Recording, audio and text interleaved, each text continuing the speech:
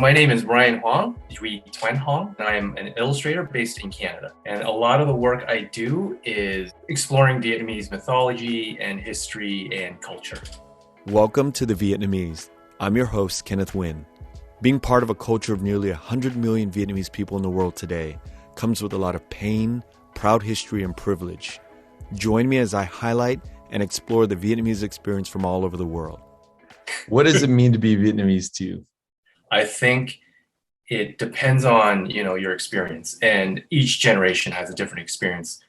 For our parents, aunts and uncles, and our grandparents, it was about survival. I think for our generation, it was about fitting in, the diaspora anyways, right? And then for the generation below us, I think it's just about continuing on the legacy and not forgetting what happened before. And even to us, I think I was a boat person, but I was way too young to remember it.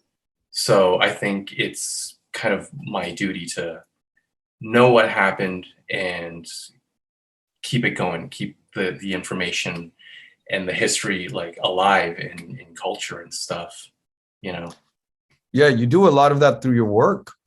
I try to. Yeah, I definitely try to. Because I think a lot of, I've mentioned this before to a few people. I only just in the last 6-7 years have really started to embrace our history and our culture, where I came from. And I think a lot of people in the diaspora kind of go through that, where you're trying so hard to fit in, right? And you just kind of forget where you came from. And that was me. And only in the past decade have I really started to make up for lost time and just pay respect to those who came before us. You know what I mean? Yeah. I wonder if that's ever going to go away for us, Yeah, I think that's a tough one, because I think as the world, especially with the internet, we came here, you were born in California though, but still you had the same experience as I did, being Vietnamese in a Western culture, right? You're part of the diaspora. And I think for us, it does slowly go away with age. I think for the generation below us, I think with the internet, the world has become so small, and there's so much, well, depending on where you talk about, but especially in North America, there's so much diversity here now. Yeah. I think you don't have to try so hard to fit in. You just kind of have to be yourself in this landscape that's out there now. And it's a lot easier now, I think, anyways. It is. And I'm always thinking about the future, because I think this sort of question of reaching back and kind of punishing ourselves with this, this memory of our parents, or, what they went through, it can only go so far. And I really wonder what's around the corner for all of the members in our diaspora. I think about that a lot now lately, because it's wonderful to hear about how people are expressing themselves, what they think about being Vietnamese. But at the same time, there's a beauty to kind of coming out of that cocoon and, flapping our wings as butterflies. Oh, 100%, man. I've never felt so I don't know, not free, but just proud to express myself. I'm more unapologetically Vietnamese now than I've ever been in my entire life. You go through my Instagram and it's just 90% of my feed is just about Vietnam now. Whereas you go back 3 or 2 years ago, even, my Instagram feed was fucking video games and Marvel movies and stuff like that. And, but now it's just, this is what I want to embrace. This is what I want to share. I want more people to know about it.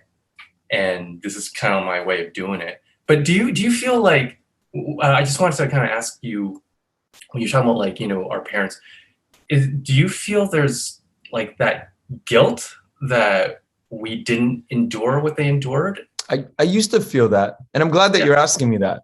And I encourage you to ask me whenever you have questions, because I like to answer questions too. Awesome. Yeah, and yes, I do I do think about that, but at the same time,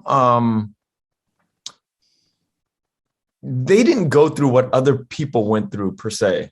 I don't True. feel like my parents, I think there's levels to all of this too, right? There's like parents who, one parent was in the re-education system in Vietnam for 6 years, 10 years, 13 years. There's Yeah. levels to all of this.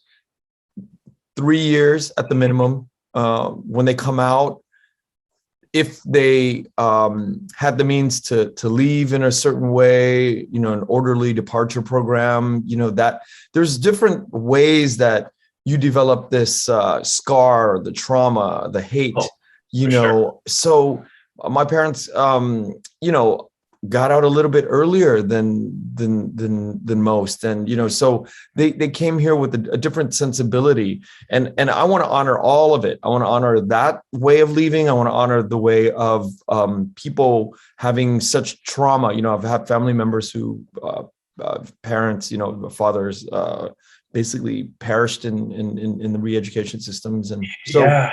and then their mom was 6 kids and had to like flee a certain way. So there's nuances, and I just hope to show all of it as much as I can.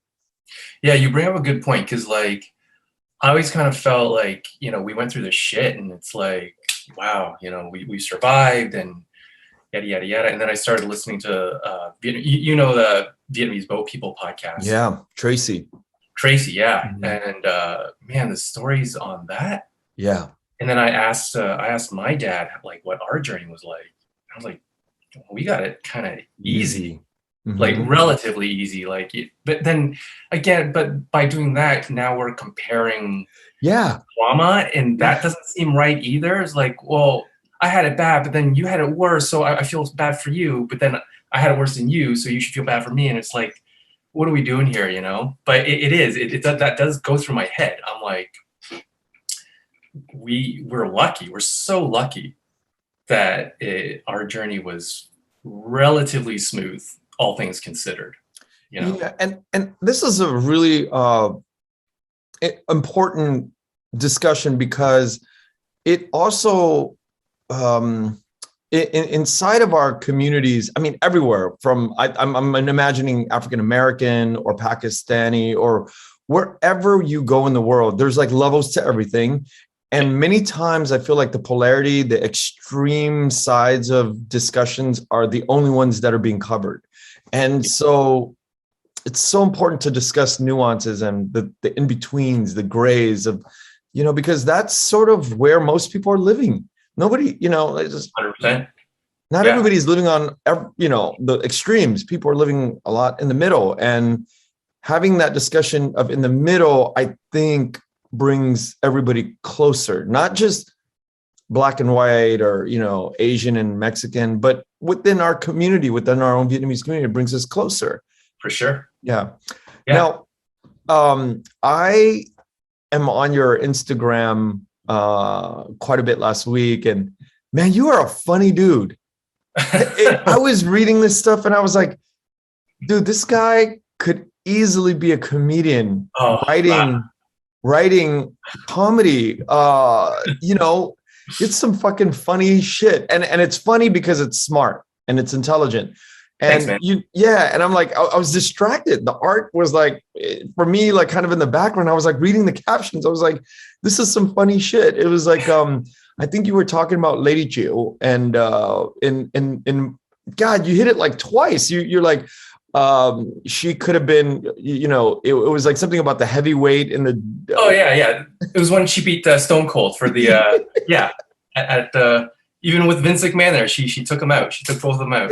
It's like a serious drawing or sketch, or because I think you were in the sketch phase. It's like serious. And then I'm reading it, like thinking it's a serious historical like comment, right? And I was like, holy shit, this is so funny. Like, I can't forget the first thing you wrote, but it threw me off. And I was like, all right, that's cool. And then the second part of it was the WWE part. You remember the first part? I'm trying to, I can't remember what I wrote for that. I mean, I can bring it up now real quick for you. You know, I encourage everybody to go. What's your Instagram handle? It is at Bri Hoang Draws. So BRIHOANG DRAWS. So not only will you all be blown away by the art, that's why Brian's here, obviously, to talk about that. But I encourage you to write more captions. Your shit's funny, man. And I think Thanks, man. Appreciate that. That's almost like everything, you know, because, you know, the art is just on point. It's just mind blowing. It's fantastic. But the writing is, you know, I came for the art and I'm here to stay because the caption. Dude, I have like, you know, a joke a week. That's it. Like, I don't know if I could do a whole like Chris Rock, hour long. That takes time. You should put them together. Time. Yeah, you should string this stuff together. So you gotta laugh at shit too, right? Yeah. Kebby, but I think your work is so serious. You know, it's like so intricate, and there's a lot of emotions that are, you know, strong emotions. You know, it's like strong. It's like really strong visuals. Thank you, man. Thank you. Yeah, I feel like just because this work is so like meaningful now, like you kind of compare what I'm doing now, and it's not like I didn't do my best before, but I think when you just feel this attachment to your subject matter and the content you're creating, it just, you know, you just have that extra push to like make it extra special, I guess, for lack of a better term. And that's what I've been doing, like with the Vietnamese stuff. It's just more personal to me, you know. Yeah. So more comes out of it.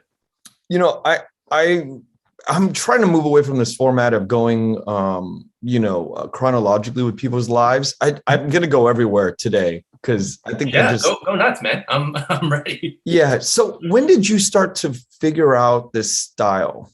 Because I'm sure you didn't wake up one day right out of school or something going, oh, you know, I'm going to start doing that. And then, you know, I'm going to refine that. I mean, I'm sure it just took, you know, and what leads you down that sort of path where you hone in on this type of work? So, do you mean like the style, the images that the visuals that you pick, the subject matter? So the style that was like, because when I was in art school, the thing that I know the pressure for a lot of us, not everyone, but for me as well, was to come up with a style, you know, like you look at all these professionals and like you look at that's instantly that person's, this is instantly recognizable as that person. So you get it in your head. It's like, well, I have to make up a gimmick basically. So my gimmick in college was like these pattern swirls. And then once I got out of it, it just wasn't working anymore. So you start looking for other influences. And to be honest, not to suck up to her, but my wife was a huge influence on me. We graduated together, and her style was I always thought it was really good. Like she had this fine line between realism and like interpretive. And she just really like influenced me. And then comic books influenced me. So I just started using more reference from life. I like, that's another thing, actually. Let me just take you off on a little path here. So I came up with this idea of like wanting to just being able to draw everything out of my head, because that to me was a sign of like a true artist. Like I don't need reference, this, that, the other, right? Yeah. Because that's a skill, man, to like just draw it out of your head. And then, but I wasn't happy with the work I was coming up with. So I'm like, no, man, like don't feel ashamed about using reference. All the great artists have used reference, and a lot of them still do. Yeah. A lot of the professional artists I follow on Instagram, they make no bones about like using reference. So I was like, you know, fuck it. Like I use reference. So that's when my art started becoming what it is now. Because you can see like the realism, like this is definitely not like just, I can't come up with those like realistic lights and shadows in my head. So, and then. No, let me stop you there. When you say that, what do you do? You go into books and you look at Caravaggio and you look at lights. I mean, what are you referencing that you're talking about? A lot of photographs that, you know, you when I take a photograph reference, I manipulate it because you don't want to just lift a photo reference. That picture belongs to someone else, right? So you're basically stealing. So I manipulate it. I kind of like Frankenstein it with other things. So it becomes my own composition. And when I can, I take my own pictures for lighting reference, for poses, especially for hands. I hate drawing hands. Hands are hard to draw. Yeah, I can imagine. So, yeah, so I try to take my own photos when I can. Otherwise, I just kind of like cull from like reference books or photos and then change them enough that I'm not just like straight up, lifting someone's photography. Because that's their work too, right? I'm not gonna but yeah. Yeah, it's like every, I don't want to be so absolutist here, but a lot of art, food, cooking, music, you kind of have to have a reference point. Otherwise, it's sort of squishy and, the form's gone and, it's unrecognizable. Like we can't triangulate that sort of form in our mind when we're looking or tasting or hearing these things. So we need to bring in, the artist, I guess, needs to bring in sort of these reference points to kind of like structurally put things into place, right? Oh, for sure. Like everything needs reference. You can't, because like without reference, you're basically creating a new thing, right? Yeah. You kind of like have to like, well, using your food example, I know this is sour. It didn't work with this other person's recipe, so I'm going to tweak it. It's a reference point. So the same with art, same with everything creative, I think needs reference. And I guess like in avant-garde stuff where things are just like guys are just flying off the handle and you just don't recognize it because it's just so new and there's no format to that. That it's a little bit disorienting, right? Yeah, because you're like, oh, that's new. And some people take it right away. It's like this novelty, and that novelty eventually becomes something that is mainstream or just like more general. Yeah. So yeah, it's always jarring for sure the first time something's out of the box, but then you also kind of have to at the same time respect someone for thinking that way. It's like I never would have thought of that. Yeah. And I think it's incredible that someone did, and now they've created like a whole new genre of whatever field that they're in, which is amazing to me. I love it. Yeah. I think about the Marvel universe. It's just basically lifted religion, right? Like Catholicism, those are saints. And, we've been conditioned for that, kind of like thinking for 2,000 years. And Marvel, it's just a universe where we're in that world of saints with superpowers. Yeah. It's just a different skin. It's different skin, different time period. And it's just like, modern technology. But we're telling basically the same stories over and over again.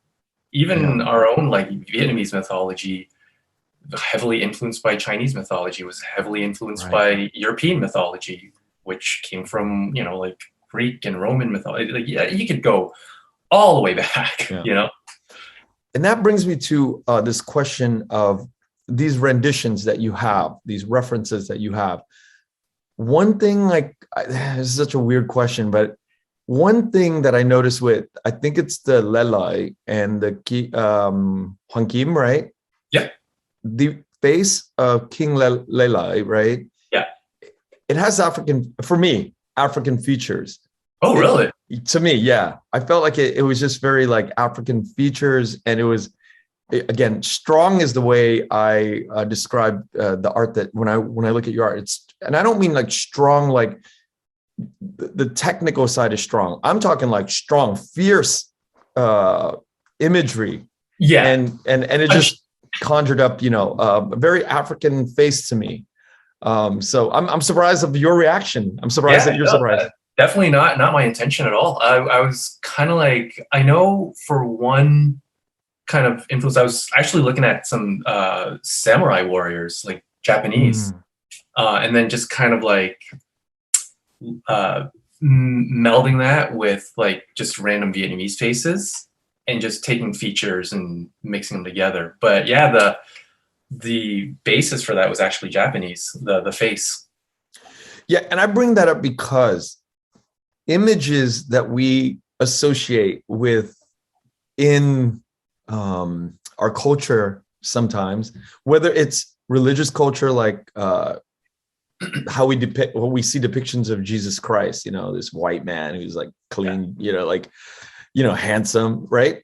Yeah. Or I've never thought that I can look at a rendition of a king in Vietnam and see this sort of the details of strength, and look at it from a kind of different cultural side. When I think of like an African king, it's just like that kind of. But now that you're explaining that this is no, this is like coming from a very Asian, references that you have. I'm really impressed, because it gives us this other side, this other way of looking at strength, and this other way of looking at from your eyes, from the way that you see the world. Totally different from what I'm used to seeing, or not seeing at all. I don't remember last time I saw like a Vietnamese king depicted with that much detail in his face. Oh, thanks, man. Yeah, I appreciate that. But I think that's interesting that you saw what you saw. Yeah, and I think that's this is such a cliche art thing to say, but like, yeah, the image is there so that the viewer sees what they see. Whether it was what the artist saw or intended is relevant to a point, but ultimately you want the viewer to take from it what they take from it. And I think that's exactly what you did, right? Like, yeah, you associated this power with like an African king, and that's what you saw from it. So I think that's cool. I think that's cool that you brought up. Yeah, because I think people in my family view the French in a certain way that I don't necessarily see. I don't agree with, and I don't appreciate sometimes the way they see Eurocentric praising, and their visual sensibilities for beauty is different, I hear you. That's a whole can of worms. That's a topic. That is a topic, and that's why I wanted to bring it up, because to me it's always been a topic. It's always been a topic to me. It's always been something that I think about quite often. It's like, well, why do we have European standards of beauty? Yeah. And so I look at this king and I'm like, okay, I can connect with this. This is something that I feel like it's different, and it's expansive, Thanks, expansive, but inclusive at the same time. Yeah, I appreciate that. Thank you. Yeah, I'm glad. Again, like, I'm really glad that you saw something that, I didn't put there, but is there for you. I think that's really cool. Yeah. One other thing too, I feel like as I'm going through your stuff, the speed of our scrolling today, our thumbs, we want to keep scrolling really quickly. Yeah. And in doing that, I ran out of stuff to look at. Right. So, and I was like thinking to myself, man, this is a greedy way of living. And it's a very shallow way of living. So I literally slowed down and I went back up to the top, and I slowly scrolled and slowly stayed within this sort of mindfulness to look at the details again. And, and thinking that some young artists like you should have like an infinite amount of like, work. It was so, I thought about that. I was like, it's really fucked up that, Brian probably spent hours and hours of his life creating this one thing for me to just like scroll through it and get to the next one and expect him to have more content. It's such and so I wanted to bring that up today. And I was like, so when people are going through your IG account, slow the fuck down and study and feel what the images are trying to convey to you, not from Brian, the artist, to you, but what do we, I'm just like wanting to say, we just got to slow down and enjoy what the artist, created for us to really enjoy. Yeah, no, I feel you, man. Like, I totally agree. And I'll admit, like, I'm guilty of the exact same thing. And I'm on this side of the fence of being like, an illustrator, an artist, and creating the content I create.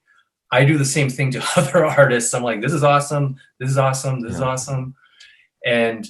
But that's the, now we're getting to like the way that we consume media now, Yeah. which is a conversation that everyone's talked about on every form of media. IG, Facebook, podcasts, what have you, YouTube, and you're just expecting these people to put all this work in. Yeah. And it's like, well, that was cool. So when's the next one? Like I do that with YouTube channels. I'm like, oh shit, that's it? Like no more videos? And then I stopped and was like, this video probably took them like months of research and like months, hours, weeks, months of like putting together. And I should know that because one of my friends, she's a producer for a YouTuber, and we talked about it. I'm like, shit, that's a lot of work. A long time. Yeah. That's a lot of work. You gotta like really, you do have to stop and appreciate it. Even the shitty ones, even like movies, music, like even if you don't like it, these people put so much work into it. So now I try to like, I still have my opinions of certain things, but I try to appreciate the work that went into it, so the future is here. And there's so much content that is being created so often, but I hope as the future is here and we begin to walk into these virtual metaverses, that we can also like develop a different way of being, which is the mindfulness of staying put and processing images or sound and taste in a different way. We can slow down a little bit and enjoy it. Yeah, but I think with the future, just more content is constantly coming out at a faster rate. Yeah. So for someone who just wants to see as much as possible, they're gonna do that, and they're gonna be like, again, like, what's next? Because I want to see this, but then I also want to see this, this, and this, and I don't have time to like stop and like smell the roses, for lack of a better term. But you know what though? I mean, even though we're having these TikTok moments where things are 30 seconds, 2-minute clips, they're very short form content, but there's also this proliferation of longer form content too. You see these long form podcasters, minimum of 3-hour episodes now. And then you're like, wait a minute. So 10 years ago, when you first started out, you only did an hour.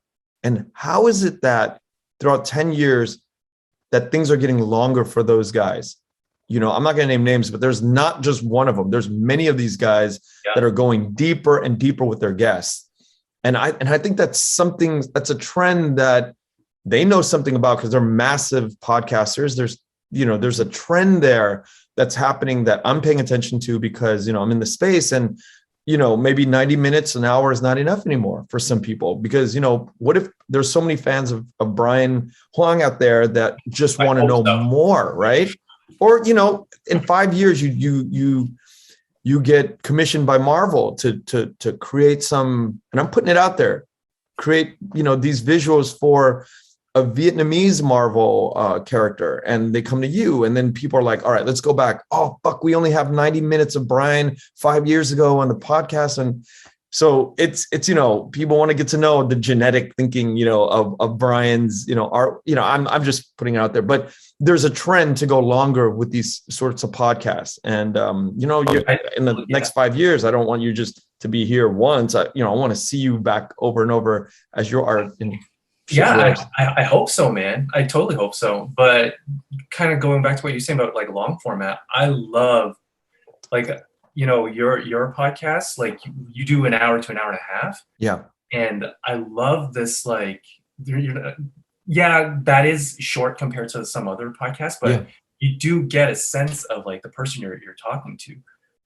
You get to like, you might not ask them everything, but that I love listening to long interviews like that, where it's not just like, and I know you've mentioned this, a couple of your guests have mentioned this before too, where it's not just like, hey, I'm here promoting this. All right, peace out. Yeah. No, you ask them their opinions. They ask you your opinions. I love listening to this shit. Like, I love it. Yeah, me too. I mean, that's why I'm here, because I feel like the luckiest man in the world, being able to sit with Vietnamese all around the world to hear like your journey. Yeah, that's another thing. Like, I love that there is like I think more are coming out now. Yeah. But to have a long format interview on Vietnamese culture that you do, like kudos to you, man. Like I love what you do. I'm so glad you do it. You know, thankful. I think a lot of people in our community are thankful for what you do. So And I am too. I'm yeah. very thankful to be able to have people like you and all these other guests open up. You know, it's a wonderful and it's such a meaningful place to be, to do this work. So thank you. Yeah. So I want to ask you about like just some stuff that is on a practical level that I've always thought about and I've always been curious about, which is print numbers. Right. Yeah. So when you think, like when you go and you see somebody's in somebody's living room, it says 1 of or 5 or 50/50 or Right. 3 of 25, like what can you, I mean, I have an idea, but can you like dig down and explain what that means and why artists do that and what it does to the pricing structure, the economics of, you know, having prints like that? Mm-hmm. So basically, you're creating like a scarcity with the print, right? So, and I'll get into like why I do it, but basically, if there's only 50 copies of this certain print of this specific edition, like you could do like a different edition with like a different color or different whatever, right? But this exact edition has only like 50 copies. Art collectors are gonna kind of like, well, I want to be one of the 50 that own it. So yeah, you do kind of like create a scarcity of it, which makes it a little more valuable for art collectors and stuff. I do it. There is that, you know, just making it like a little more valuable to people. Like it's not just like a digital print that like I can just keep printing in perpetuity. But I also do it because it kind of kicks my ass to like make the next one. Because like this print run is going to run out one day. So I need something to replace it. And, you know, like a lot of times, you know, being an artist and just creating art should be enough motivation. And it is. But sometimes you do need that extra like, you know, drive. For me, I'm just speaking for me personally. I can't speak for any other artists, but yeah, I just don't want to like rest on my laurels. And this I've found is a way to not do that. So like this print was really popular. You know, a lot of people bought it. It was great. And I just kind of like just rely on it. I don't want to do that. I want to make something better. And then after that, make something better than that. And like just keep going, you know. But how do you decide if you do 50? Why not just do one of one? Like people are like, oh, that's a Monet. There's only one of that. But why do 50? Why do 25 of them? You know what? I don't know. I think I kind of see. I don't know how to answer that question, to be honest. Yeah, I've always wondered about that. You know, because I'll see it at people's homes, and I'm like, why doesn't the artist just make one of them and then move on to another, you know, design? I mean, or some do. Some, I think it just comes down to the artist, to the print, how they feel about it. If they want it to be really scarce, or if they want more people to have it. There we go. Yeah. I think it's like there's no like set rule. Like it's totally up to me to come up with a number that I want to like make a print run of. And yeah, so speaking personally, I don't know why one print I made 100 of and the other I've only made 50 of. Might have been my budget at the time for printing costs. I see. That plays into it, doesn't it? For me, it does. Yeah. I think for some other artists that it's not an issue, but for me, sometimes, I kind of gotta see my budget for the month and stuff. And have you ever been sort of like right or wrong about how many you print for a show? Jesus, yeah. Fuck yeah.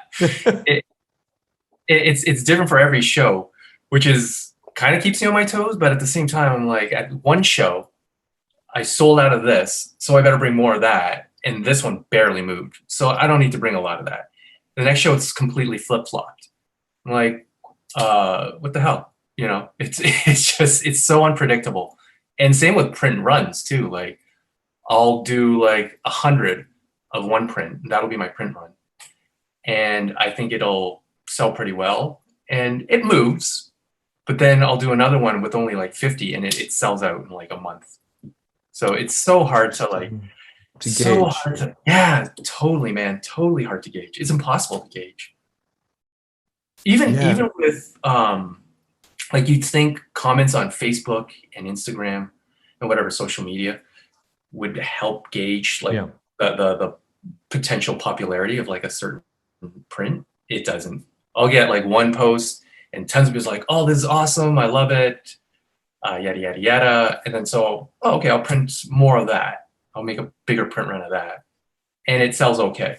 And then another one, it's like crickets and it sells out. So there's so many factors and you can't know. There's no math to it, you know? Yeah. Speaking of which, when you started out as an actual business of, art, did you study other, and I ask these things because, for my own life, when I get into different projects, I like to dig into their podcasts and dig into their way of doing things. So I have like best practices understood. Did you go and look at the way, bigger artists were making their living and sort of emulated? Did you feel like there's a formula for artists to do things in the world that you live in? There's best practices and, I guess I'm asking, is there sort of like a concrete way for younger artists to kind of like take a path where like, okay, this is what you do. This is how we do it in the way that in the world of your commerce, in your niche of the world? Mm-hmm. No concrete way. I don't think there's a concrete way to do it, especially with social media now. There might have been like a pretty solid guide, not like a concrete guide, like nothing written in stone, but there was probably like a pretty rock solid guide for illustrators that came before me. You get a portfolio, you go to life drawing class, get a portfolio done, start illustrating, and then you take it into clients and cold calling and stuff like that, create a mailer. But you always had to take it through the gatekeepers. Now those gatekeepers, they're still there, and they're still, there's still value to like going through big publishers and, distributors and stuff like that. But it is so much easier now with social media that a lot of those shackles have kind of been taken off. So, to answer your question, I don't think there's a concrete way, but I would say in today's day and age, social media, just utilize it. Utilize social media, use the right hashtags, get your work in front of potential customers and clients, and they might not be big distributors and big publishers and stuff, but you get enough eyes on it, it might find its way to that publisher that you've been looking for. So I think that's the best advice. I know Instagram has been a huge boon to my work in recent years, for sure. But you work in 9 to 5, regular, typical art job or something before you stepped off and created your own unique brand, right? No. I was working in a hotel for 10 years. Oh, yeah. So after graduation, I actually worked in two hotels. Not going to name them because, I didn't have a great time at them. Yeah. But yeah, it was just like a soul sucking job. Like I was a minibar attendant, and it was basically 8 hours a day of knocking on doors, asking people if they want their minibar refilled and refilling it if they need it, checking their name off. And you had to do like 90 to 100 rooms a day. Just the same shit every day. And I mean, there were worse jobs out there for sure. I shouldn't complain, because the housekeepers at these hotels, I'll say this to your audience, treat your housekeepers well when you stay at a hotel, because they're such hard workers. So they had it way worse than I did. But yeah, I mean, there's nothing rewarding about doing minibar at a 5-star hotel at all. Fucking 10 years, man. Yeah, 10 years doing art on the side, but Yeah. that was my main thing basically. Wake up, shower, work, come home, play video games, draw. I would still try and draw, but some days you just couldn't, man. You just didn't have the energy, you know? During those 10 years, what was going on through your mind? Did you ever see like the future going, okay, on year 10, I'm going to stop this shit. And I'm going to go full throttle and I have a vision for myself? Or during those 10 years, did you go, you know, like, what the fuck am I doing? Oh, definitely. What the fuck am I doing? For sure. Because there was a moment where I was kind of starting to get into like comic conventions and stuff. I'm like, okay, this might be my out, but it wasn't Fickle. Yeah, it is. It is very fickle. And it was just like, it just felt like a hobby. And at that time it was, you know? So, but then, and I know I mentioned this to you on our pre-interview, my wife started doing conventions with me and she started doing the math and she's like, you know, like my work and your work together, we do like at least 10 of these shows a year. Because I was only doing one show a year just for fun in Toronto, like the local one in Toronto. She's like, if we can like start traveling and start doing these shows like in as many cities as we can, we could probably like fuck off with these jobs and like do our own work. So, and her work totally carried those first few years for sure. And it still does. Her artwork or her art, or did she have a mini bar job in her own? She actually did minibar with me too. I got her a job in the minibar. It was like, if I'm gonna suffer, you're gonna suffer with me. But so her artwork carried you for the first. Yeah. Oh man. Yeah. So it was her art that kind of like allowed us to start traveling to all these other shows, and you know, she built a following. I slowly started building a following in other cities as well, like outside of Toronto. And since 2014, yeah, 2014, we quit and we just started doing art full time. And that's what it's been since. It's been awesome, man. Like I still to this day, I've been doing this 8 years now, and I still pinch myself. I'm like, people are paying me for my artwork, and it's enough to like live on. It's a dream come true, really. You know, Brian, I am not there yet, right? This is my second year, and I have so much respect for that because, you know, I can imagine a lot of human beings in this day and age are doing mini bar work. They're doing work. I do menial jobs to feed my family to get to the next, you know, I want to be at your 2014, you know, where you were and going, fuck it. This is what I do. This is how I make my money, you know? And that is a beautiful place to be, but we all got to fucking grind. Oh, for sure. Any artist, any creative endeavor, you have to grind for 10 years at the fucking mini bar. Yeah. You have to be a mini bar attendant. And I worship at the altar of that kind of grind. You know, it's a big theme in, you know, my podcast, because you just don't get to be born and do this, whatever that creative endeavor is. You have to find a way to improve your shit to where people want to pay money to buy it. 100%, right? Man. Like 100%. And that's what I mean. Like, there's so many times during those years where, well, you know, like we said earlier, like, what the fuck am I doing? You know, like my art's going nowhere. I hate this job. Well, hate's a strong word. The job wasn't that bad, but it definitely wasn't like fulfilling at all. I didn't grow as a person. If anything, I probably shrank as a person.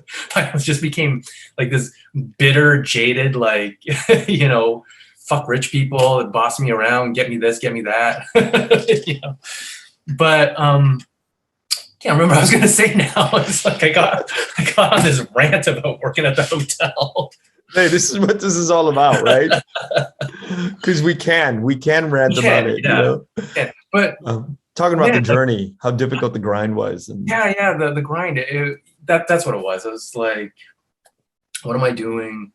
But and I will say, like, I had this stroke of luck of being with someone who was also an artist and had the talent and the guts to say, hey, let's do this. Let's quit our jobs because we can do this. And she pulled me out of that. She pulled herself out of that, and she pulled me along with her. So I know, Jill, you're gonna be listening to this, so thank you, Jill. yeah, that's everything. Yeah, no, for Yeah, sure, man.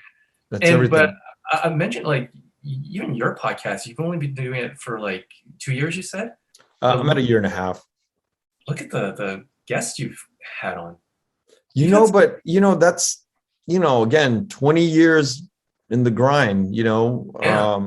living, knowing sort of intuitively that I always thought that I would write books about filmmakers.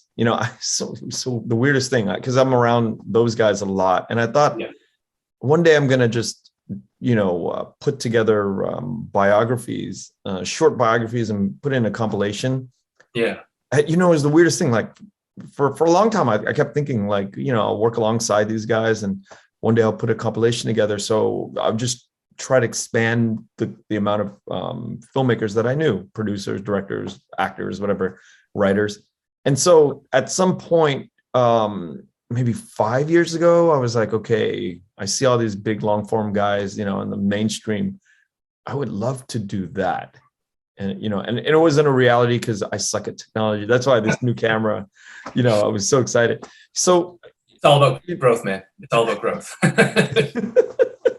Yeah. And just like you, it's, we grind and we grind, and we always have, what the fuck am I doing with my life moments, and I'm like, my mid 40s having that feeling right now, and just, I know that if I just keep drawing like this is my drawing, and just keep sketching, eventually this sort of work becomes the work that you are intended to do for life. That's the goal, right? Yeah, for sure. And I think, like, being in your mid 40s, I'm not much younger than you. I'm 42. I'm turning 43 very soon. But then you also look at, like, some actors who didn't get their big break until they were in their 60s. Yeah. So,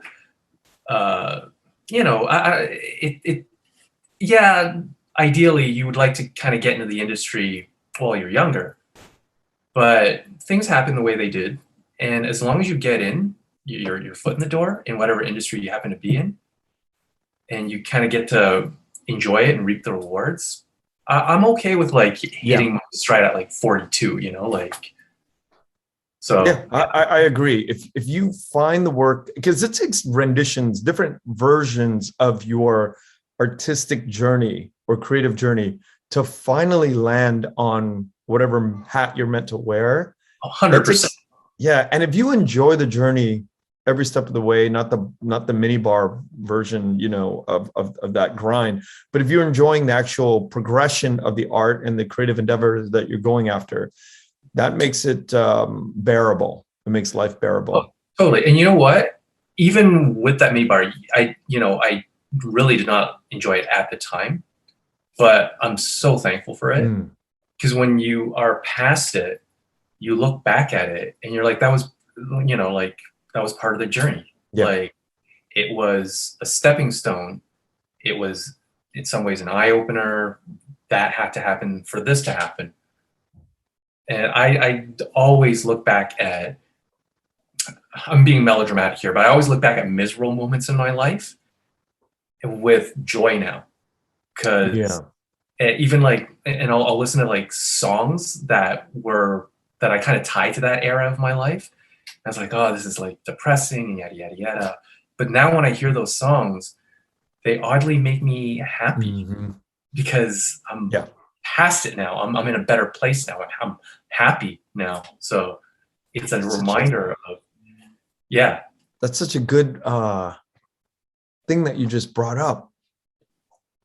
These songs that trigger these moments in the darkness. Yeah. Yeah. And then it gives you this reference point to think back on that, like A to B, right? You know, Yep. you think of that song and it's like, that's the A point, and then today is the B point, all the little infinite points that were in between. You're right. I have this one song, and it was, I think, 1994. I remember having a Walkman in 1994. I was sitting sort of like in this forest area. I was a Marine. I was just coming into, it's the school that you have to go to do whatever MOS, the job that you're in. And Four Non-Blondes was the song that I had on repeat. I think the song is "What's Up." Is that the song? Wake up in the morning and I step outside. Yeah. Take a deep breath and I get real high. So that song, as you were telling your story, I'm thinking about that song and I'm like, God, it was so dark. It was one of those moments I was like, what the fuck am I doing with my life? I was like, it's my 18th week in the Marine Corps, 20th week in the Marine Corps. And it was just like, you know, I didn't know anybody. It was North Carolina. I was in the woods, and it was like, you know, one of these evenings, and, you know, it's like kind of muggy, kind of, not cool, but it was just like pure misery for you, basically. Pure right? misery. Yeah. Pure misery. Like, where am I going after this? But when I look back on that song, and that song plays quite often, yeah, you're right. It conjures up these different points of like, oh my God, like that allows me to go back to that point in my life and go, I was really like a blank sheet of paper. I was a white sheet of paper. Like I was very moldable and ill-informed and didn't know shit. And I still don't know anything, but I mean, you know, compared to that. But you do like find out now when you do hear that song and it does take you back there. Do you listen to it now with like a bit of like relief, and you don't like necessarily enjoy the song itself, but you enjoy where it takes you back and seeing where you are now? Like, does it make you feel happy now to hear it? Because that's what songs do for me. Like, sometimes I think about my kids when I think about them, and recently I think about them because I'm like, I wonder and I hope and I pray that they can go through this in a way where, you know, those early years without me or their mother or any guardianship, and they can survive that experience and be okay, you know, because it's kind of dangerous when you think about, you know, obviously a 3 and a 5-year-old, you know, I can't think of them being 18, right? I only think of a 3 and a 5-year-old as a parent. So it triggers a different part of me now that, you know, like maybe 6 years ago when I listened to that Four Non-Blonde song, you know, it's a different feeling. But now I think about my children and I'm like, God, if they were in the woods and they were 18 at the time or 17 at the time, you know, are they gonna be okay? You know? that's so interesting that you project, because like I don't have kids. Yeah. But as a parent, you basically take in the feeling I get to listening these old songs that brought me back to a you know, not a great place in my life, and you project it onto your kids, and you think about, you kind of put them in your shoes. That's neat. That's really interesting that you do that. I guess that's the sign that you care about them. Oh yeah, dude, that's like an understatement, man. I think a lot of us parents are, you know, obsessed with, you know, their safety, how they're going to turn out. You almost, I don't know. Sometimes I feel like my life is already spoken for, and, you know, it's all good. And I secretly worry, you know, that if they're going to be fine with the climate change, with, you know, just different crazy shit in the world, you know? Yeah. Even like, you know, even before, you know, the big talk of climate change and like, you know, the war, the pandemic, all that stuff, I would, because like most of my friends have kids now. So, you know, I kind of see vicariously sort of like parenting and stuff like that. And then I remember the way my parents raised me. And I know I would just worry about every little thing, everything, like social media, whether they're bullied at school or Yeah. if there are bullies at school. You know, like I don't want some shit kid to like pick on someone else's kid. You know. Yeah. But God damn it, think about like what our parents went through. You know, Oh, the Jesus. perils and the crazy journey that they went through. And yeah. When did your parents? When did your parents come to the States? they came in 75. They came 75.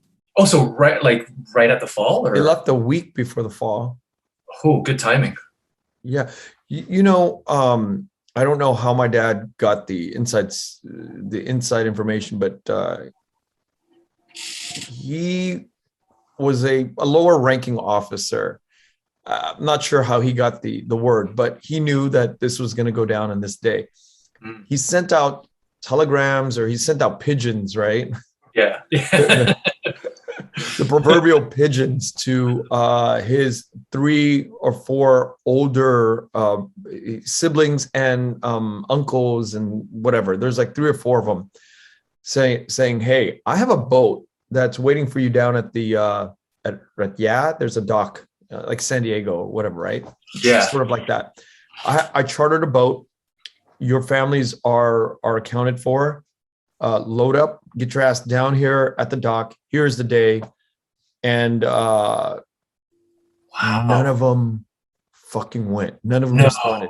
And that is why I sort of have this, like, again, these nuances in the conversation. It's like, I have this like, okay, fuck you then. If you don't listen, and if you didn't trust the little Jedi that just gave you a pigeon, right? Then Shit, whose fucking fault is it? And then each of those guys, like one guy died in the camp, another guy did 13 years, another guy did 6 years, right? And one other guy like narrowly escaped because whatever. So it's like we are making our decisions in real time all day long. And then my dad got on the boat with whatever people that he figured out, and he got out. So it's like at the end of and he was the youngest of all these guys too. So I'm at the same time thinking, okay, was it loyalty that kept you from not moving? Or was it, I know judgments, right? I'm just putting it out there. It's like, or were you afraid of getting locked up from your own side, and you know your command, your chain of command is going to reprimand you, and you know, for leaving your post? Or were you truly somebody who really wanted that power and not want to let go of the power, right? Yeah, I mean, it could have it's been dark when you think about this shit. You know, you're talking about full bird colonels, like a full colonel, you know, doing 12 years, 14 years, you know, in your mid 30s, you know, and you're in a lot of power. You got jeeps, you got soldiers, you got all these fucking command guys under you. And so your younger brother, your younger nephew, you know, tells you, you know, sends a pigeon out and, you know, and says, you know, leave post because shit's going to go down and I have a boat chartered waiting for you. You go, no. If you get locked up, don't come looking for us. All of these guys were saying that to my dad. If you get locked up, don't come back and fucking, don't expect us to fucking bail you out. Man, it's a pride thing. That shit never left my mind. Like when my dad recounts that story, or, you know, he's passed away now, but so my refugee story has its own weird meaning, right? My refugee story is like, if the US ever goes down, make sure that if my brother's in Brazil at the time, or fucking, you know, in Africa or somewhere in Finland, get the fuck out and go. And don't ask questions. Just go. Just, you know, like this is, you're not joking around here, right? Yeah. Oh man, so it affected the way I've lived life. Kind of like, you know, I have this nomadic way of looking at life, even though I've lived in LA my entire life and have not left other than the 4 years in the military. But it's really affected the way I see my world, because I always felt like at any time you'll get the proverbial pigeon and you got to make a decision. You know, I still live with that horror in my heart, thinking about my dad's uncles and older brother, and you know, all these big dug in positions that they all had.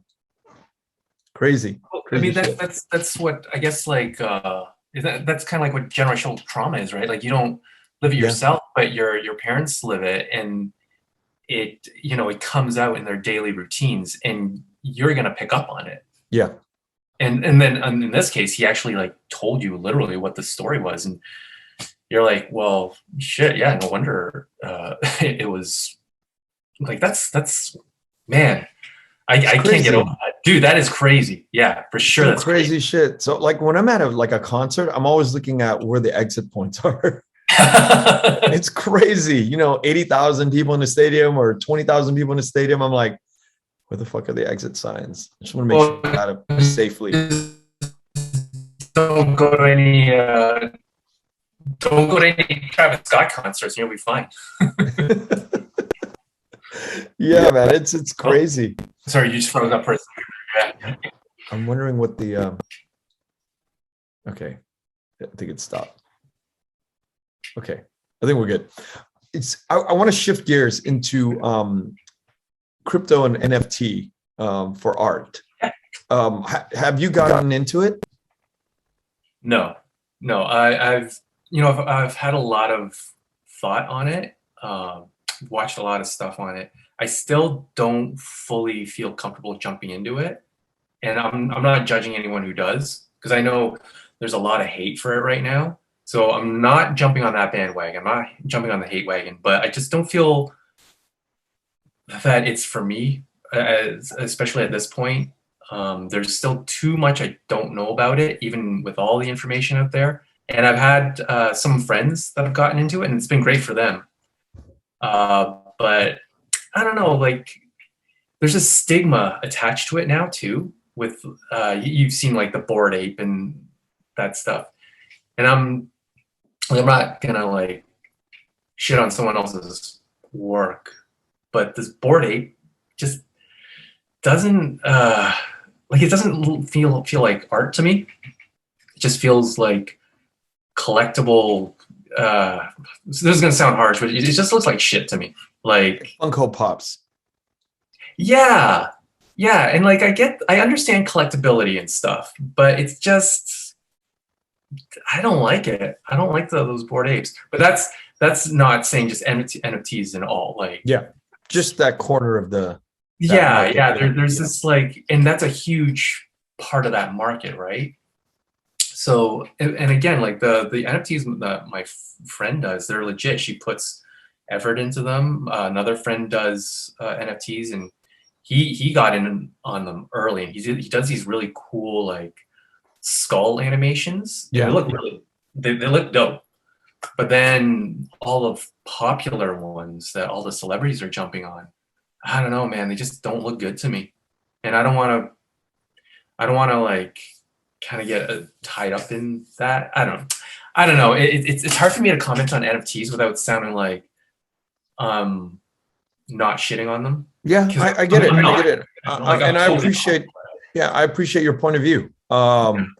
It's one of those things where we're going to see where this turns out, you know, how it yeah, turns that's what I'm doing right now. Like I'm you know, I never say never. Yeah. But for the time being, I'm not going to get into that space.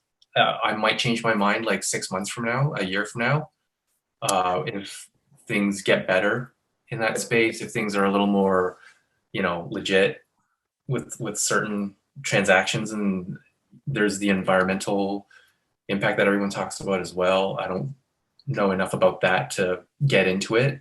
So the more I think about NFTs, the more I start to drift into this weird world of art and money laundering. Yeah, dude, for sure. And like art has kind of always been used for money laundering, but now it's on this scale that Whole other scale. Dude, yeah, and I don't fucking get it. I really don't. Well, okay. Well, let's break this down for everybody. Okay, you don't get the money laundering, or you don't get the NFT and the money laundering, or you don't get the art coupled with the NFT and money. What part of this whole equation you don't? I think there's just like okay, I understand money laundering. I understand people do that. I don't know. Yeah, I don't know. It's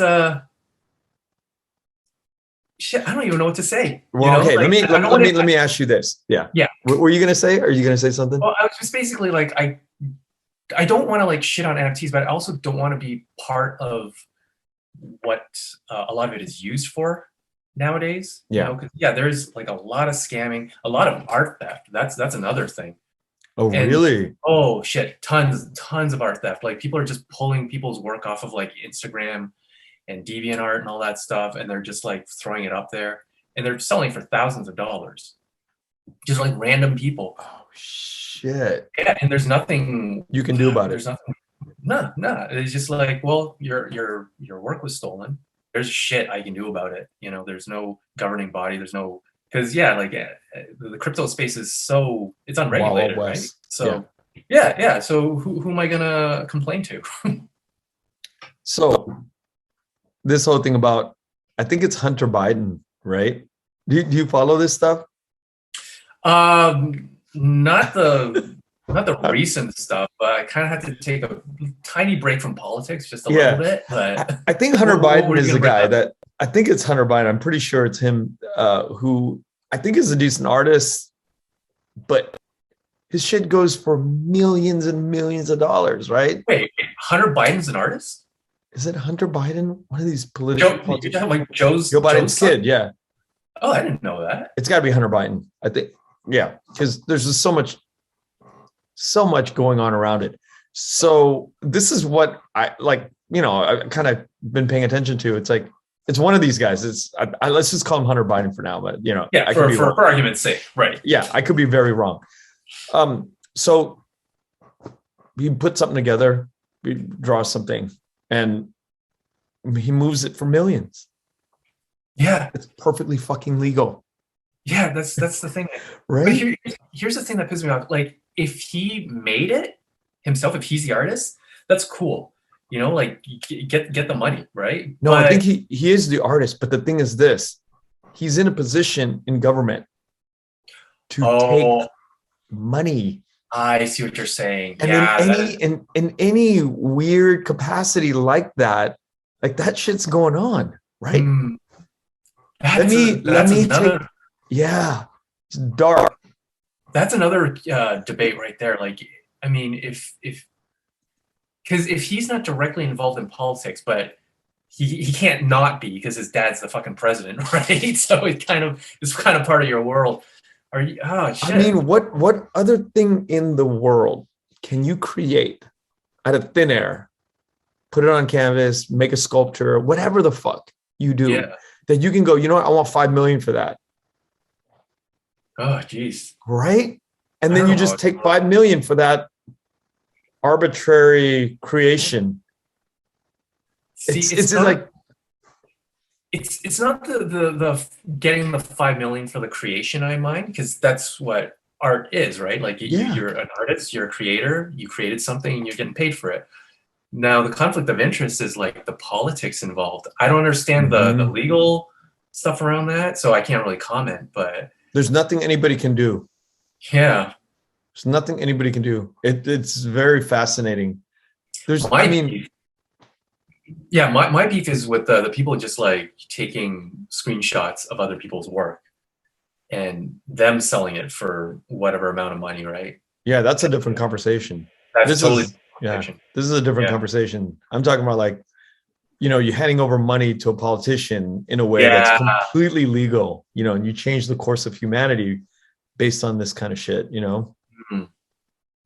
Yeah, shit. Didn't even think about that. I didn't. Well, first of all, I didn't even know he was an artist. I think it's Hunter Biden. I could be wrong again. Like, you know, but yeah, it's you know, like this is something that you know, laundering money in art seems to be something that I've been thinking about a lot lately. As I'm, you know, that's why I wanted to bring it up. I was like, do you know anything about this world of you know, how money is exchanged? And I think it's interesting to talk about, because then there's a celebratory side of art that can freely pass, and artists can make a lot of money because of this way of doing money exchange without taxes and all of that stuff. And you know, that is a whole episode in itself to discuss that kind of like money movement in the world of art. Yeah, I definitely, there's so many schemes and scams definitely used for money laundering. There's also, I don't know the term, but there's a lot of creators that buy their own NFT to drive the price up. Mm. So it's, but again, it's legal. It's perfect because there's no regulation, there's no Right. law against that. So there's that. Don't know how I feel about that. Like, if it's legal, it's fine, but like, it's just so illegitimate to me. Yeah. You know, like, no one fucking bought that. You bought it yourself, so that it would look more valuable in the market. That's Scarcity, right? All right. I mean, scarcity. Yeah. I can't even, like, I would never do that, but that's me. Yeah. I want people to genuinely want to own my work. That's how I want to make my money. It's like from people who actually want to own my work, Right. not as an investment. I mean, my work's not an investment anyways, but like, if it was, you know, like, I want people to like enjoy it. It's like reading a comic book, you know, like there's those people that like just buy them, bag them, board them, and they think that it's gonna like go in value. Mm-hmm. Yeah, exactly. They don't read them. They don't enjoy the stories. I want you to enjoy my work. I want you to look at it and hang it up and, you know, enjoy it. How is your work received in Vietnam? Do you have any idea? I have a vague idea. I've heard from a few people. Do you know Paul Christensen from the Saguenay? I've heard of him. Yeah. So he did an interview with me last year, and he kind of shared his work with some of his colleagues in Saigon.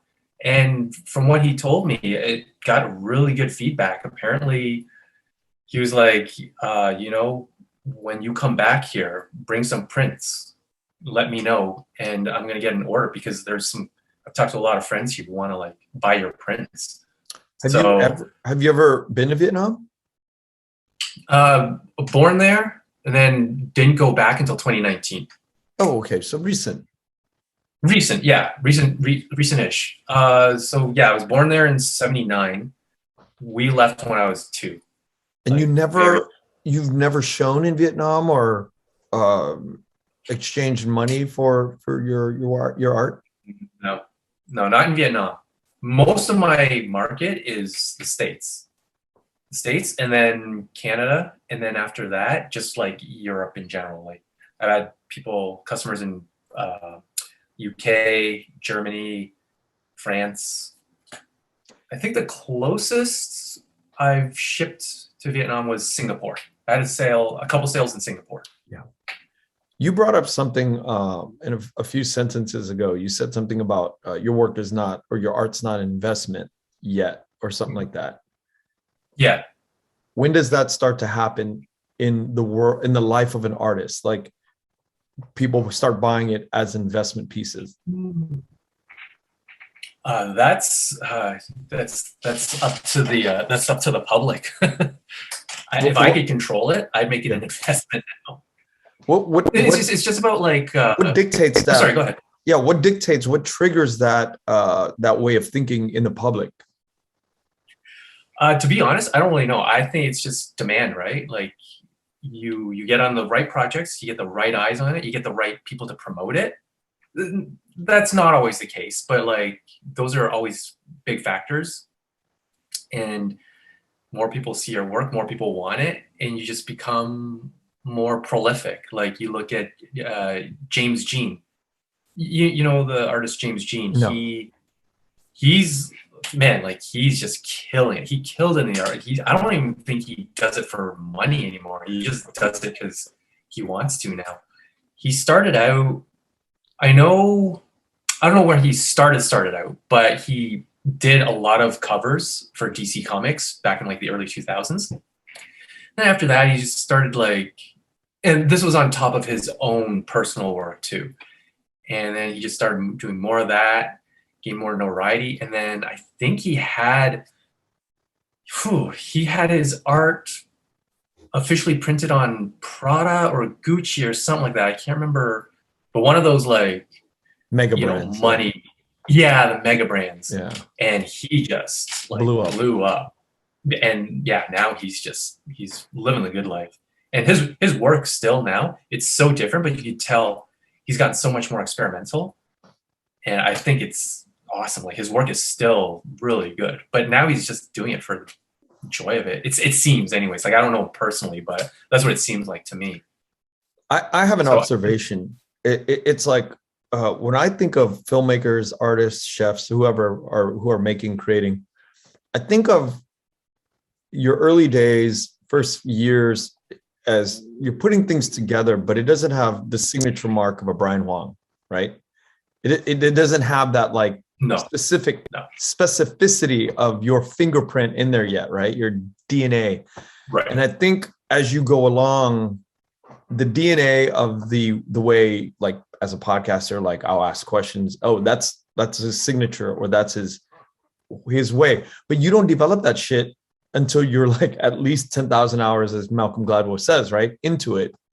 And then slowly, if you get to be prolific enough and you're doing it enough, then your fingerprint starts to show up in people's minds, like automatically. It's like, holy shit, that's him, that's Kanye, that's whatever, right? Even just listening to the beats of what he produced, you're like, oh, that's a signature thing. And I think that's like sure. Every art form is like that. It's like, you know, you could put a blindfold on somebody and you're like, you know, whoever is like eating in these high-end environments, they're like, oh, that belongs to chef so-and-so or whatever. That, you know, once you get into that world, you begin to say, oh, that's a Brian Hoang, you know, and you don't even know, there's no, you know, you don't even need to see it. You just can tell by the lighting, the coloring, that's a signature. That's Brian, you know? Yeah, totally. And you do develop that during the 10,000 hours, you know? Yeah. It's just after the 10,000 hours, it's like when you've kind of like hit it. And then after that, you hopefully continue and evolve. But yeah, it doesn't just happen. You do have to kind of, like you said, like the fingerprint slowly evolves. You experiment. Because like when I first started drawing, well, I've been drawing since I was a kid. So, but like when I started taking it seriously, like during college and all that stuff, all my work looked like, you know, Jim Lee, because that's why I grew up collecting. I collected his comic books, you know.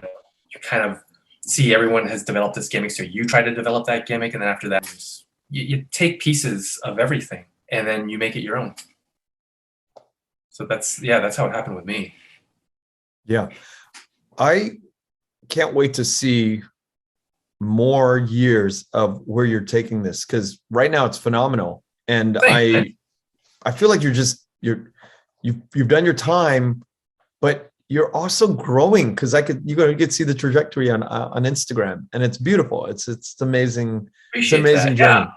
I'm hoping to, like, because like, you know, you bring up music and stuff, like you look at some bands, they have like 5-6 albums under their belt, and no one gives a shit about them until like that 7th album, and then all of a sudden, boom, you know, overnight success.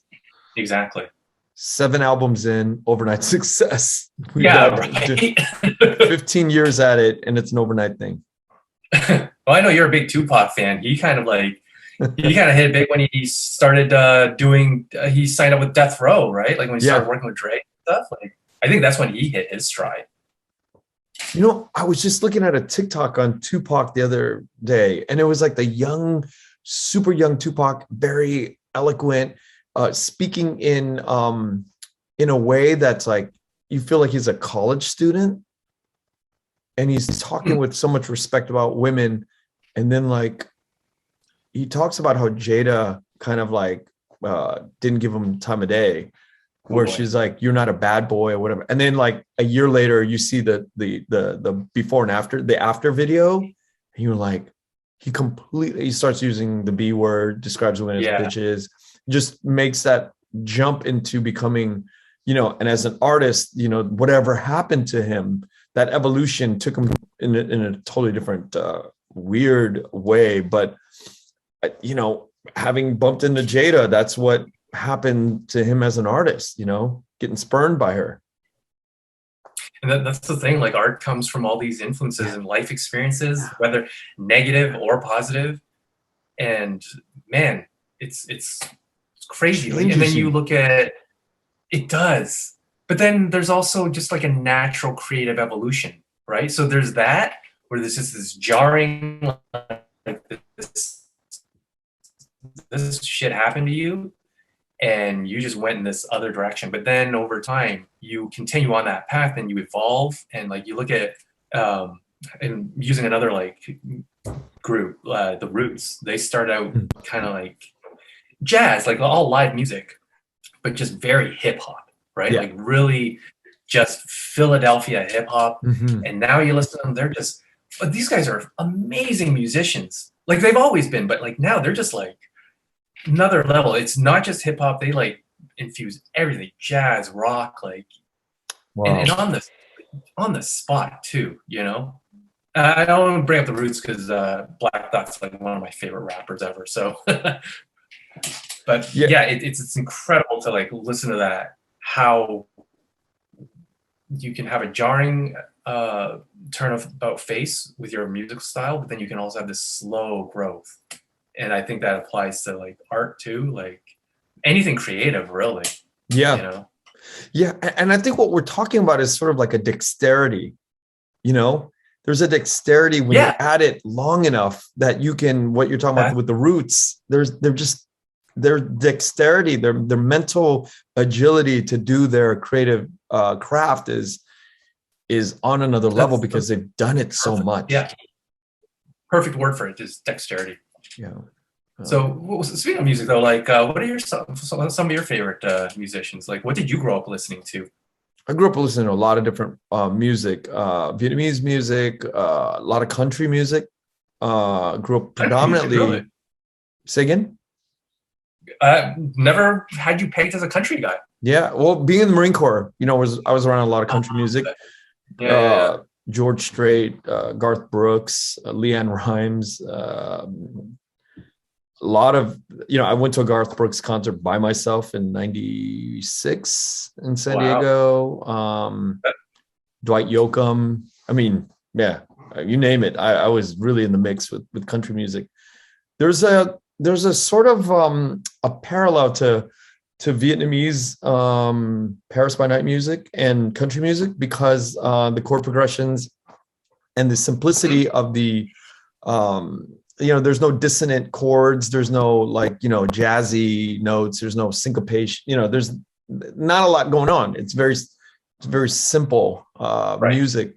Although the themes are a little bit different, but the simplicity is the same. So for me, there's this instant connection with country music when I was exposed to it.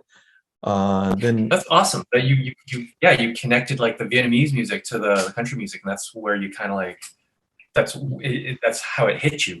Yeah, the simplicity of the messages, and you know, I listened to a lot of opera growing up after college because, you know, I took vocal classes and, you know, singing, and so I have an appreciation for opera. And, you know, my favorite vocalist is probably Andrea Bocelli. He's not really an opera singer, but, you know, pop Italian opera, pop opera, if there is that category. But yeah, Andrea Bocelli is Andrea Bocelli and Elton John are my two favorite vocalists when it comes to music.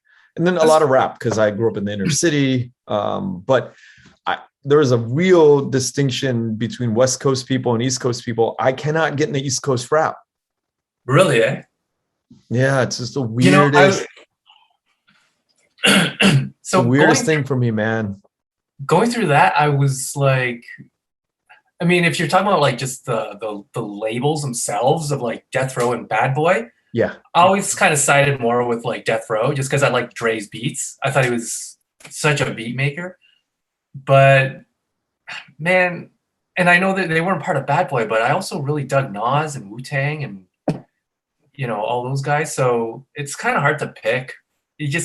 I think you like good music, right? You just like. Yeah, but there's a weird thing when like you hear Snoop and Nate rapping about 2-1 in Lewis, and that's a street corner in Long Beach. And it's like, I'm half an hour from that corner.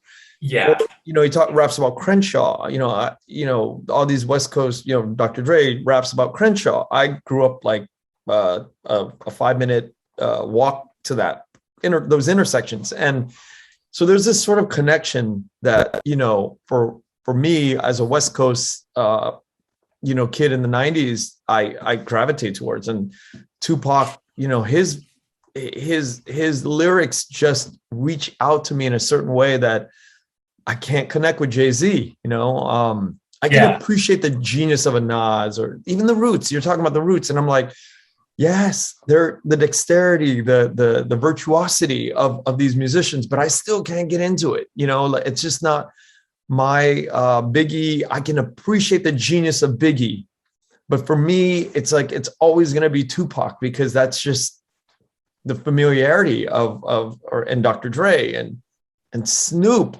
Snoop, Dr. Dre, and Tupac will always be my the triumvirate. I love those.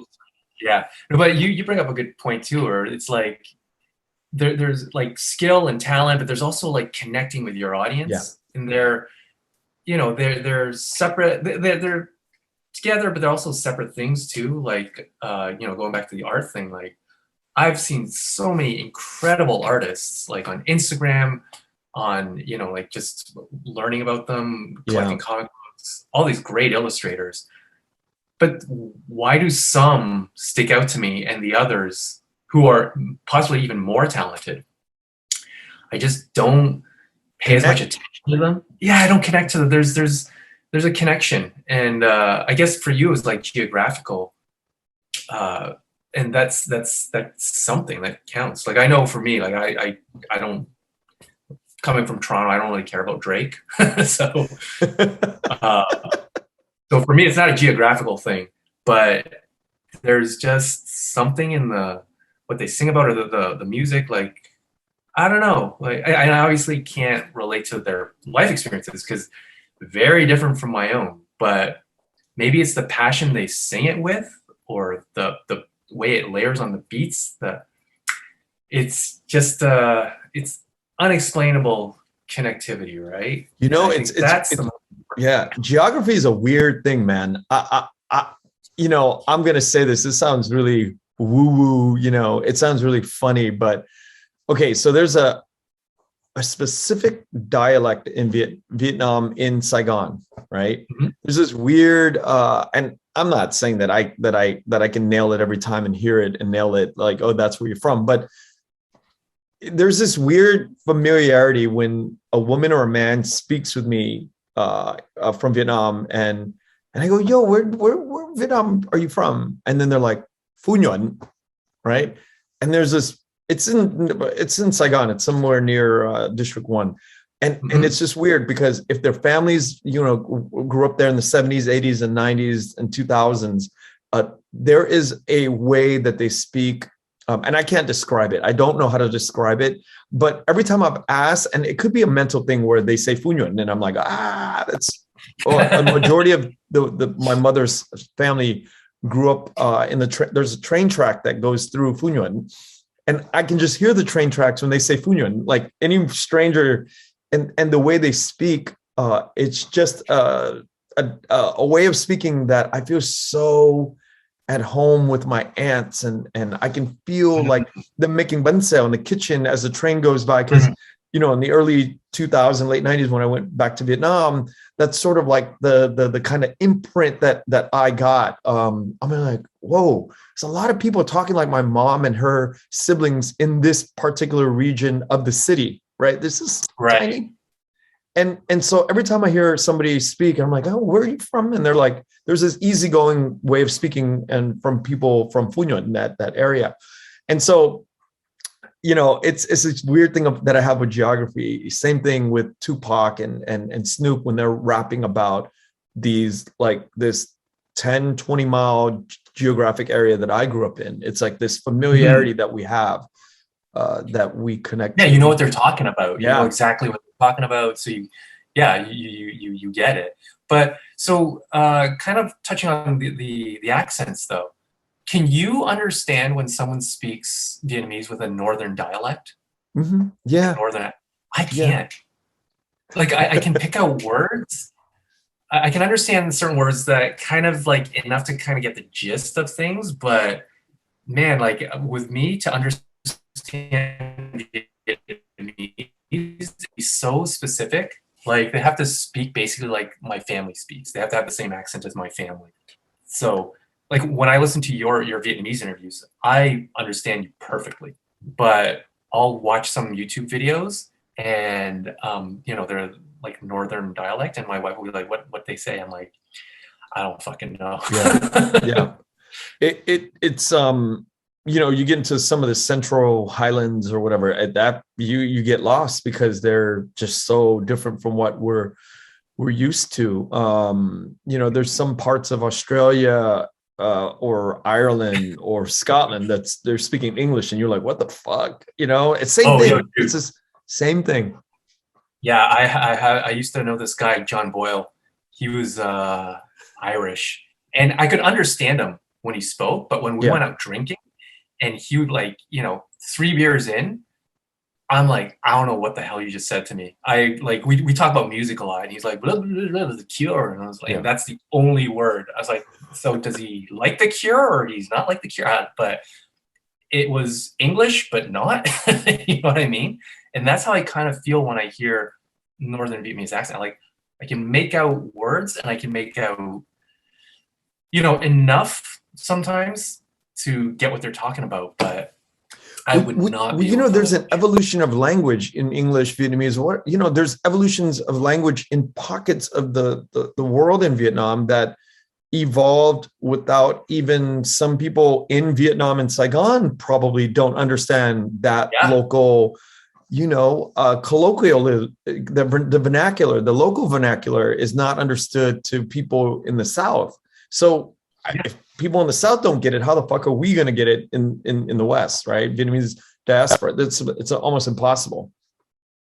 Well, I heard, actually, it might have been on your podcast or another podcast. I can't remember, but isn't there this like theory that like, or maybe a study where the diaspora has kind of like just clung to the old language, For but in the sure. homeland, yeah, in the homeland, it's evolved past that. But what we heard was when we left, right? So we're still speaking like 70s Vietnamese, Yeah, and whereas they, there is also distinction between the 70s Vietnamese, the Hanoian accent and the Saigonese accents too. Mhm. So there is this sort of like frozen and, you know, fossilized Hanoian 75, you know, of Tai Tang and Kang Lee, you know, that it's the singers who are speaking a specific Hanoian dialect that the South spoke differently. That's frozen in Yeah, time, and it's very elegant and beautiful to listen to. That when you go to Hanoi today, it is not even reminiscent of it. It's just very different. So yeah, and it's a beautiful thing. I think it's such an amazing thing to have all of this part of our colorful oh, Vietnamese for history sure, and heritage. for sure. Like I think just language in general, right? Like it's a living thing. It evolves with the generations. Yeah, and your art Yeah, too. there's Your art, you know, art. I think in when my kids get to a certain point, they're going to look at and they're going, oh shit, in the 20s, which is right now, not the 1920s, but the 2022, the Oh my 20s, God. Brian's art within the 20s. This is what that looked like. This was his interpretation of the world from his eyes. Well, I'm hoping people still talk about my work 20 years from now. Yeah, I'll be I happy mean, if people are still talking about my work 5 years from now, you know? yeah, if you don't stop, people will, yeah, of course, you know, if none of us stop and we just keep creating until the day we pass out, you know, I think So people will that's my talk about it. plan. Yeah. Yeah, that's my plan for sure. Yeah. Well, Brian, today was, you know, I always learn so much talking to, you know, artists and creators, and, you know, thank you so much for opening up and telling me Oh, about your work and thank you life. for having me. Yeah, thank you for having me, man. Like, can I be honest for a second? Like, Yeah, of course. when Oh yeah, and well, bringing this up, I wanted to thank Juan Lee for introducing Yes. us. That was great of her, so I appreciate her doing that. But when I got that email from you, I was like, oh, because again, like I mentioned this before, I'm familiar with your podcast. He probably just wants to like look into like some like artwork or something. And then when you ask for an interview, I'm like, this guy's had some pretty name guests on. Like, what the fuck am I going to talk about? Like, so I hope I didn't bore you because you had some names on your podcast. So I was quite surprised when you asked me to be like part of your your library now. This whole idea of like and I deal with it too in my own head. Like I think fingerprints, right? If we can examine these fingerprints in all of the creators that we talk with, it's just a matter of who's been working at their craft to get their own fingerprint sort of like in clear focus, right? And Yeah. where you catch these artists or creators in their journey of their process of creation is wherever you land, right? Like I'm Right. landing here today with you this year, this time, and I get a snapshot of that. Somebody like Viet Nguyen is on a different continuum of his, and I got to catch it at that point in time and have a discussion with him. All of it to me is beautiful, no matter where the artists or the creators are, or the politician or the historian. Right. So I am so invested in seeing where that snapshot of that evolving storyline or that fingerprint is in the history of the Vietnamese. So I want to just put it for the record. It's like I will continually do this no matter if the artist like yourself is being recommended by somebody like Wan Lee or somebody who nobody knows about, but I'm interested in the formation of that DNA pattern or that fingerprint pattern, and I want to. Obviously, I'm going to study and research a bit about your work before I reach out or ask for the introductions. But every artist, whether they're starting out or they've been at it for a long time, it's very interesting to see that, it's like catching a young Tupac. I'm not saying you're a young Tupac, but I'm just saying, like, God, if you can catch a young Tupac or a young anybody, a young human being, or an older anybody, just to capture these patterns of thinking is magical to me. That's awesome, man. I love that. Yeah, I love that analogy. I love the everything. That's great. Having commented on that is just, you try not to compare yourself to the success of other people because that's just a distraction. And I try not to do that. But, I want to have something interesting to say when you bring me on, right? And these people you brought on have very interesting things to say. So, I appreciate you, like, having me on, man. Like, truly. It's awesome. Yeah. I think that everybody has so much interesting things to say. I really do. But, I think I'm biased because I love humanity and I love the small stories, the little nooks and crannies that we don't get to see often. So whether it's a big story, big personality, or small story, small person, all of it is, for me, there's no sort of, I don't make distinctions, because I could spend 100 hours with you just like I can spend 100 hours with my kids. I can spend 100 hours just with humanity, because there's just the process of where you what you've gone through to get to the work that you've done is already just a mind-blowing journey to if you think about it, right? Thank you, man. I appreciate that. It's valuable. I guess, like, everyone's got a story, right? Like, no matter how big or small it is, everyone's got a story. So, dude, even if we were to talk about your 10 years as a mini bar attendant, I bet you that there are things that I could spend maybe 3 hours just talking about that that 10 years. Easily spend 3 hours with you talking about Oh, the minibar world, oh, for sure. Yeah, for sure. Like, on paper, it sounds like so boring, but yeah, no, stories come out of like being a minibar attendant, or just working at a Yeah. hotel in general. Like you get some interesting guests sometimes, and employees talk. So yeah, I've got stories. If you ever want to do a podcast on my minibar experience, have me back on. Brian, thank you so much, man. I really appreciate your time. No, I appreciate you, man. Appreciate it. Thank you. Okay, cool, man. We'll talk to you soon. Awesome. Thank you for listening to The Vietnamese with Kenneth Nguyen. The Vietnamese is produced by Brittany Tran. Special thanks to Jane Nguyen, Catherine Nguyen, Tina Pham, Sydney Jamie, and Christo Trin. Please find us on Instagram, Facebook, and TikTok at The Vietnamese Podcast. You can also find us on YouTube, where you can subscribe, like, and comment. Please rate and give us a review wherever you find our podcasts. Thanks again for listening.